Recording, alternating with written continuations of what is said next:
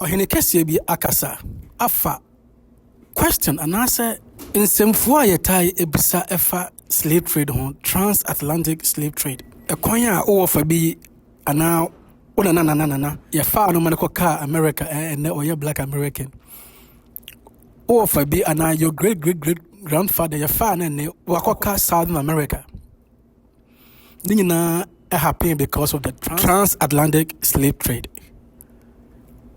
Asantehene otumfo say to the answer ba question na wata abuza no eye dan na ehemfo eton omade hye se omunko yenkoa awo obi man so ne kura se ehemfo ne ton omade hye se omunko yenkoa ne kura se ehemfo na kwam na nsanom na boa mponsemnom na se tunum ne kura se omuton omu hunde pass omunko yenkoa omunko sum obi ewo obi man so.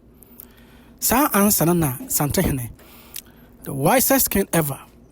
Ohene nyansa adore no abu ne so sa answer no wode aba. Na yentie kakra. I was not confronted, but I met a Sudanese in Holland. And she wanted to ask questions. I said, let her ask. She said, Majesty, why did you sell it to the people there? Why did you abandon us? I said, my dear, let me be very honest with you. As I speak to you now, we are all now educated and civilized and all those things, but we are still being manipulated by the West. So 400 years ago, if at this stage I'm still being manipulated, my economy and everything is in their hands, what would you have thought about 400 years ago? Where my granduncles were, what?